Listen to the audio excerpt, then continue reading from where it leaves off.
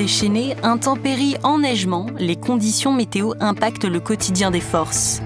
Pour déjouer ces phénomènes, les armées ont un allié de taille, la météorologie. Une science complexe qui se révèle essentielle à la conduite des missions, un enjeu stratégique majeur. Sur le terrain et en opération, les 300 météorologues militaires réalisent quotidiennement les prévisions nécessaires aux forces. Analyses satellites et calculs atmosphériques sont effectués en permanence pour assurer la sécurité de tous et le bon déroulé de la mission. Sur Terre, en mer ou dans les airs, les météorologues représentent un atout de taille pour les forces. Le journal de la Défense vous amène à la rencontre de ceux qui font la pluie et le beau temps dans nos armées.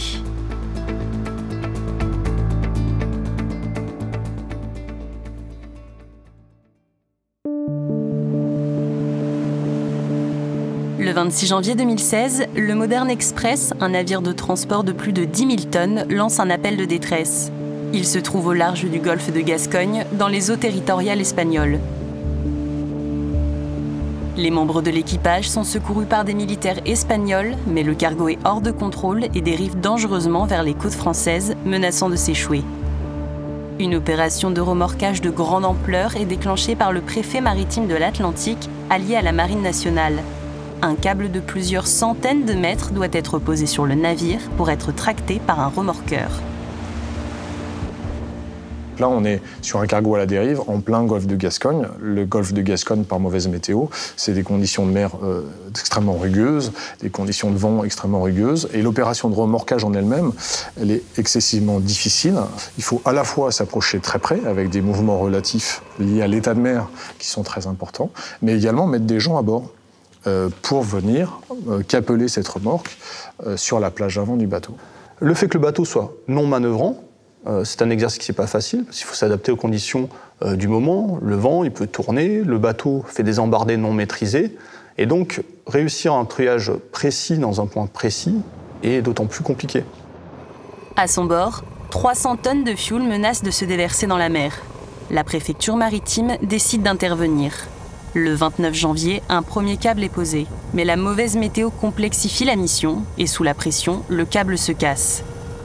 3 jours plus tard, le capitaine de frégate Jérôme est mobilisé pour tenter une nouvelle opération.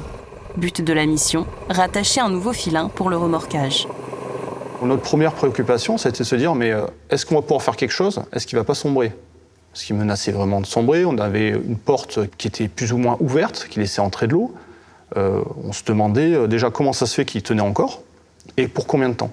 Et donc on a en mémoire toutes les catastrophes de ces cargos ou pétroliers qui s'échouent, avec derrière des enjeux économiques, écologiques très importants. Donc je pense à l'Erika.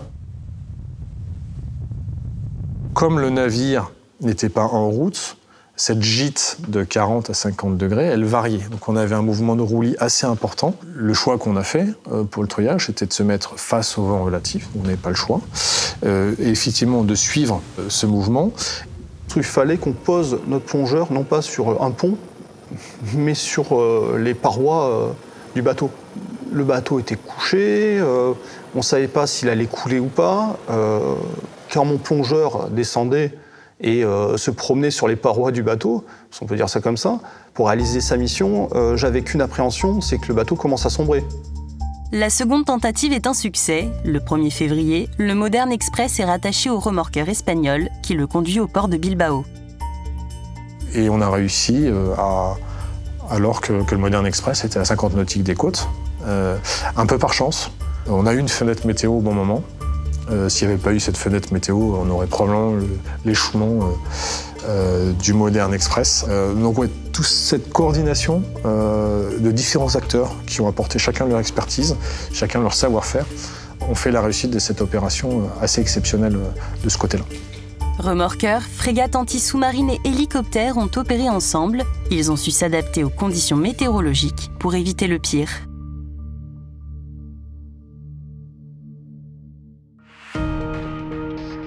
Une collaboration entre forces civiles et militaires également présente à Toulouse, où le site de Météo France accueille le 6MF, Centre interarmé de soutien météo-océanographique des forces. Créé en 2009, il est le résultat de la fusion des centres météo de chacune des armées. 24 heures sur 24 et 365 jours par an, il fournit des informations météo au profit des opérations menées partout dans le monde. Le centre est composé de 3 pôles. Donc, le pôle principal qui assure la mission principale, qui est le pôle opération, avec la salle opération qui est armée H24 par du personnel des 3 armées et un ingénieur de Météo France. Ensuite, nous avons un pôle développement expertise qui suit les grands programmes du domaine et qui développe aussi certains outils spécifiques à l'utilisation des prévisionnistes des armées. Et enfin, nous avons le pôle formation, qui est notre deuxième grande mission ici. Nous formons les prévisionnistes et les prévisionnistes océanographes des 3 armées pendant 18 mois de formation initiale. Pour ces productions, le 6MF utilise les données du supercalculateur de Météo France. Un ordinateur surpuissant capable de réaliser des milliards de calculs à la seconde. Une aide précieuse qui permet de donner aux forces déployées les prévisions les plus précises qui soient. Aucune opération ne se prépare aujourd'hui sans qu'on ait regardé de près la météorologie et les conséquences que ça va avoir sur l'opération. Est-ce qu'on va pouvoir utiliser la météorologie à notre profit ou est-ce que ça va être une gêne pour la réalisation de l'opération? Tout ça est étudié en amont et pendant, en permanence. On remet à jour en permanence la prévision pour que l'opération se déroule dans les meilleures conditions possibles. En salle opération, l'activité ne s'arrête jamais. Les spécialistes réalisent des prévisions pour les militaires projetés n'importe où sur le globe. De jour comme de nuit, ils se relaient pour qu'aucun phénomène ne passe entre les mailles du filet. Donc c'est une salle où vous avez en permanence 5 personnels. Donc vous avez un superviseur, un ingénieur Météo France et 3 prévisionnistes de l'armée, donc que ce soit armée de l'air, de la marine nationale ou de l'armée de terre, puisque nous sommes un centre interarmé. Le cyclone là, il est en train de mourir progressivement. Là. Il était surtout actif la semaine dernière et le week-end. Il est passé sur la Réunion. Et ouais, là, il est bien au sud de Madagascar. La France possède le 2e plus grand domaine maritime au monde. Son territoire s'étend sur plus de 10 millions de kilomètres carrés. L'enjeu stratégique est majeur. Les armées doivent constamment surveiller les océans pour permettre aux bâtiments de la marine d'effectuer leur mission en toute sécurité. Le CHUM, Service hydrographique national, est l'opérateur français de référence. Basé à Brest, une antenne est déployée ici à Toulouse. Nous, on travaille sur une des missions du CHUM qui est le soutien à la défense et notamment le soutien à la marine nationale en fournissant au quotidien, de manière opérationnelle, des prévisions océanographiques, donc au profit des bâtiments de surface et des sous-marins. Le METOC, en plus d'être météorologue, il est océanographe, c'est-à-dire qu'il a une connaissance du domaine maritime et il est capable d'expertiser tous les phénomènes qui auront lieu soit à la surface, soit sur toute la colonne d'eau, y compris les états de mer. Mais ça va des courants marins jusqu'aux évolutions des caractéristiques des masses d'eau, la température, la salinité, la célérité, qui ont tout un impact à un moment ou à un autre sur les différentes luttes que peut mener la marine nationale. Expert en météorologie et océanographie, la France fait partie des nations les plus performantes. Un savoir-faire transmis à l'ENM, École nationale de météorologie. Une formation exigeante dispensée sur le site de Météo France où se côtoient civils et militaires. Faites la paix, on est la paix. La même heure assemblée complète, à vos ordres, major. Pendant 18 mois, les jeunes militaires rejoignent les bancs de l'école. Ils bénéficient des mêmes instructions que leurs camarades civils, seule différence, des cours accès météorologie militaire et un semestre consacré aux phénomènes météo de leur arme d'appartenance. Au total, 250 élèves civils et militaires sont formés ici chaque année. Donc du coup, bonne condition. Combien le brouillard? Le brouillard, on avait jusqu'à 100 mètres de visibilité minimum. Après, ça a évolué donc avec une visibilité qui a augmenté au fur et à mesure des échéances, jusqu'à 7h50. Ok. L'avantage pour les élèves militaires de participer à cette formation est d'avoir accès à la fois aux enseignements des spécialistes de Météo France, que ce soit des enseignants de l'ENM ou d'autres services qui viennent intervenir dans les formations, des enseignants qui peuvent avoir une expérience amont dans des services de prévision et des services opérationnels de Météo France et qui vont pouvoir transmettre tout ce qu'ils ont appris de leur expérience aux élèves militaires. Et alors, vous vous souvenez le principe de cet instrument? Oui. Donc, c'est pluviomètre. Entre pratique et théorie, les élèves militaires se mettent en conditions réelles pour apprendre toutes les ficelles du métier. Mathématiques, physique de l'atmosphère et analyse prévision, ces météorologues en devenir suivent une formation très dense. Nous avons appareillé mardi de Beyrouth et nous serons samedi en Israël, à Haïfa. Donc actuellement à Neuvz, nous avons présence de cumulonimbus avec une mer qui est agitée due à une houle de secteur ouest. C'est une formation de 1 an et demi pendant 3 semestres, avec tout d'abord un semestre avec des matières théoriques. Ensuite, pendant le 2e semestre, c'est plutôt un semestre pratique où on va par exemple aller faire de l'observation, comme en tour d'observation. Et également, on est plus du côté militaire, on commence à faire les briefings. Et après, en 3e semestre, c'est là qu'on attaque plutôt la partie cœur de métier, donc propre à chaque armée. Donc pour l'armée de terre et l'armée de l'air, c'est plus tout ce qui est météo-aéronautique. Surtout, alors que pour la marine, on va avoir donc déjà météo-aéronautique et également tout ce qui est lutte sous-marine. Et on fait également toutes les armées ce qu'on appelle la détection électromagnétique. À la fin de leur cursus, les jeunes militaires obtiennent un diplôme reconnu par l'Organisation mondiale de la météorologie. Une récompense pour ces élèves qui s'apprêtent à faire partie d'une spécialité qui a marqué l'histoire et représente aujourd'hui un maillon essentiel des forces. Quand on regarde un peu l'histoire, on se rend compte que le fait météorologique, il est apparu plusieurs fois comme assez important dans un certain nombre de faits, des batailles navales ou des batailles terrestres. Mais le fait marquant pour la France, c'est pendant la guerre de Crimée, où 41 bâtiments de la marine ont coulé suite à une tempête qui a ravagé toute l'Europe de l'Ouest. Cette tempête, ils n'en avaient pas été avertis, et donc n'ont pas pu se préparer à son impact, ce qui a entraîné ce naufrage massif. Suite à ce drame survenu en 1854, les armées réalisent l'importance de la prise en compte de la météo dans leurs opérations. Des stations météo sont alors installées un peu partout en Europe et la marine oblige ses équipages à relever toutes les conditions rencontrées en mer dans un carnet de bord. Le premier service météorologique militaire des armées a été créé pendant la Première Guerre mondiale en 1916 avec la montée en puissance de l'aviation. Et donc on est l'héritier aujourd'hui de ce service militaire de météorologie qui a vécu sous plusieurs formes, avec une forte montée en puissance pendant la Deuxième Guerre mondiale. On a parlé de guerre météorologique, en particulier l'exemple le plus marquant, c'est le débarquement de Normandie, le 6 juin 1944, où le fait météo a été décortiqué pour donner un avantage aux Alliés lors de ce débarquement. Initialement prévu le 5 juin, les prévisionnistes demandent le report de l'opération. En cause, une perturbation annoncée au large des côtes françaises. Grâce à une fenêtre météo favorable, le débarquement est finalement lancé dans la nuit du 5 au 6 juin.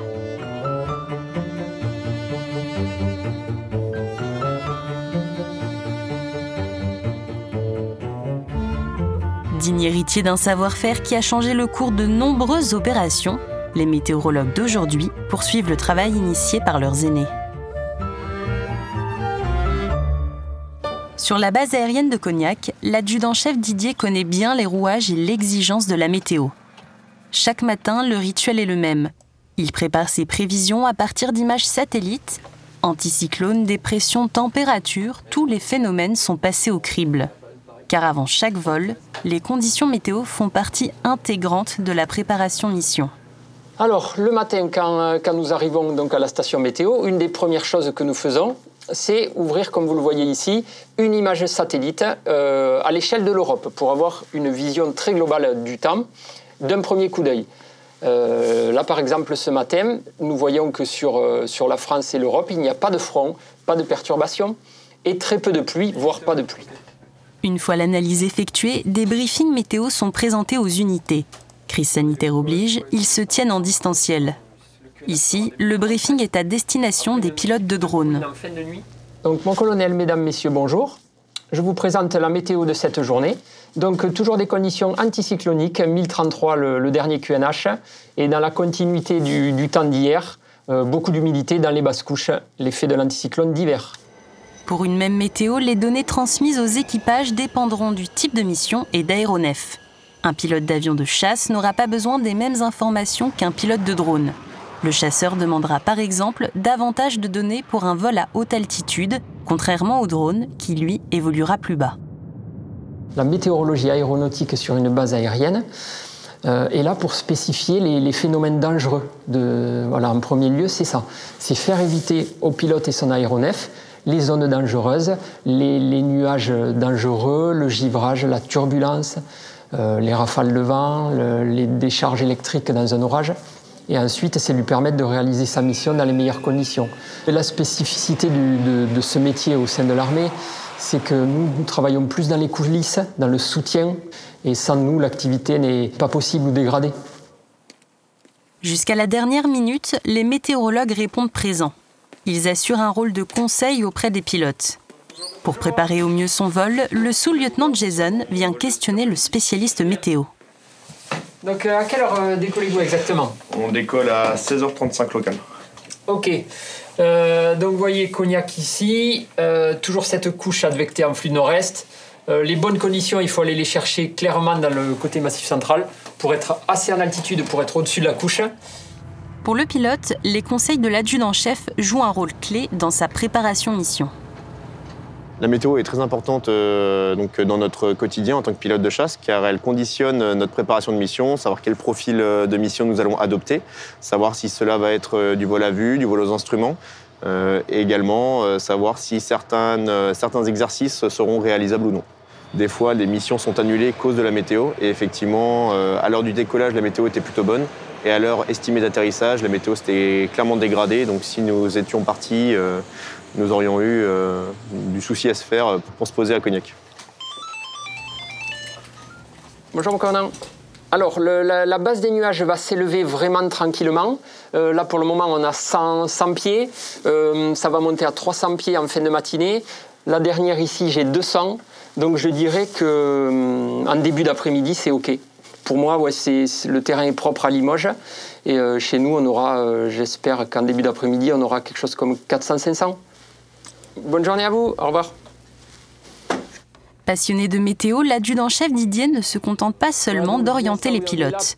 Depuis 11 ans, il partage ses prévisions avec les meilleurs athlètes français de nombreux sports, comme le ski alpin, le biathlon ou encore le combiné nordique.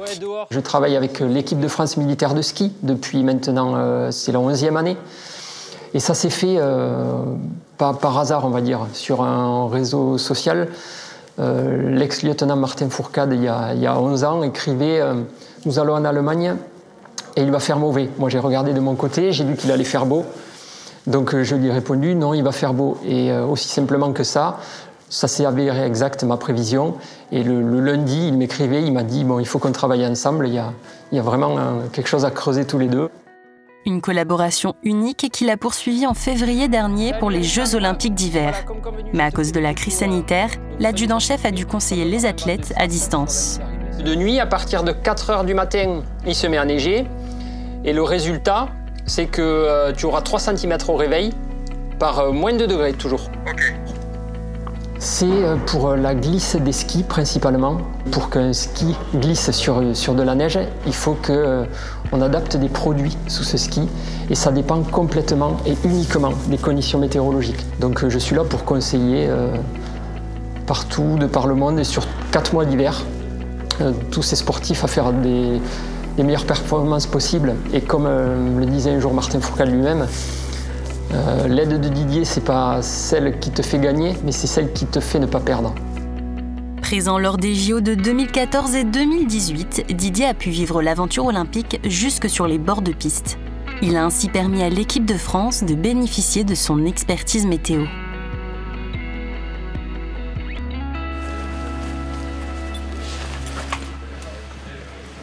À l'image des athlètes, les groupements commando parachutistes n'ont qu'un seul objectif, mener à bien la mission. N'importe où et n'importe quand, les GCP sont opérationnels. Ils ont appris à composer avec la météo, voire même en faire un allié de taille. Les pilotes tandem, les pilotes LEO, ils ont la bonne habitude de décrocher son abdominale et de la raccrocher pour éviter qu'elle soit vrillée. Parce que si on vient sur le côté, on se rend compte que la sangle abdominale, le bras de côté, elle va jusque loin derrière. Donc en fait, elle peut se vriller ici, sans une demi-vrille, sans faire attention. Avant chaque saut, les conditions sont évaluées pour aborder l'opération au mieux. Un bulletin complet et détaillé est transmis par le 6e F de Toulouse. Sur place, un commando endosse le rôle de leader. En reprenant toutes les informations données, comme la force et la direction du vent, il réalise des calculs qui déterminent si les équipes pourront sauter.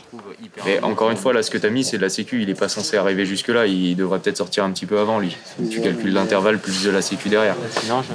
Un état des lieux de la situation est présenté à l'adjudant Bastien, instructeur de saut. Là, ce qu'on vient de faire, c'est que le leader a fait ses calculs en fonction de son message météo. Et du coup, vient le présenter là à l'INSOC, l'instructeur SOCR, pour valider ou pas en partie de sécurité, et ensuite pour pouvoir aider à mieux adapter l'infiltration sous voile en fonction des calculs, en fonction des contraintes qu'on a à partir de là. En plus des briefs météo, les commandos sont à l'affût et scrutent le ciel en permanence. Dès que les conditions le permettent, un vol est déclenché. Ce matin, on doit avoir une grosse couche nuageuse qui est arrivée sur la zone. Et là, on voit à l'heure actuelle que cette couche nuageuse, en fait, avec le fort vent en l'air, ne tient pas forcément face à nous et se délite peut-être un petit peu. Et donc, du coup, peut-être favorable à nos infiltrations sous voile, à notre entraînement et au saut notamment. Et là, on part pour rapidement embarquer dans une demi-heure. On est dans la machine pour les premiers décos et on enchaîne 6 machines. Les commandos vont enchaîner les sauts et profiter des vents en hauteur. Une fois en l'air, la température chute considérablement et frôle les moins 25 degrés. Objectif du jour, réaliser des infiltrations sous voile. Cette technique nécessite une grande précision. Lâchés à une dizaine de kilomètres d'un endroit donné, les commandos doivent utiliser les vents et les courants pour se porter jusqu'au point d'impact. Un exercice périlleux qu'ils seront amenés à reproduire en opération extérieure.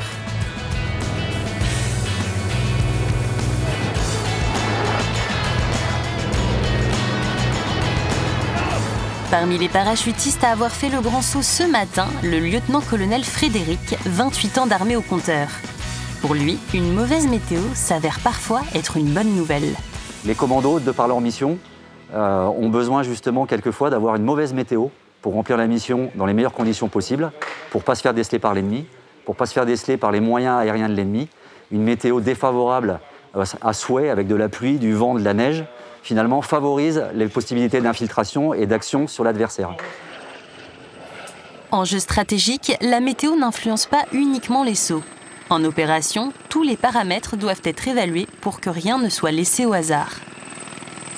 La météo, on la prend en compte, par ses contraintes, on essaie d'en faire devenir aussi des avantages par différentes manières, que ce soit par le vent, la position du soleil, la position de la lune, le vent notamment pour tout ce qui est déplacement en hélicoptère. Le vent, on sait que transporte plus facilement le son aussi, donc forcément pour les arrivées des hélicoptères, ça va être pris en compte pour pouvoir faire des posées au plus près des zones ou dans des zones particulières en fonction de l'ennemi qu'on peut avoir en face.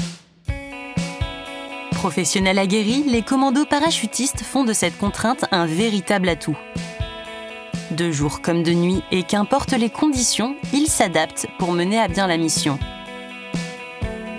Après 9 semaines d'entraînement intensif, ces GCP mettront bientôt les voiles, direction le théâtre d'opération.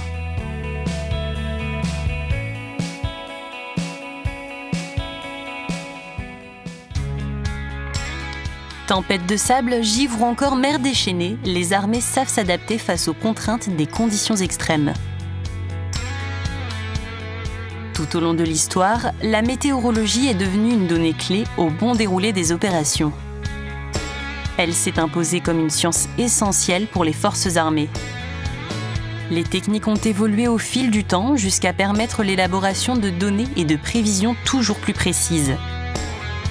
Analyse satellite ou encore calcul atmosphérique, les innovations météo ont su se rendre essentielles pour contrer les phénomènes.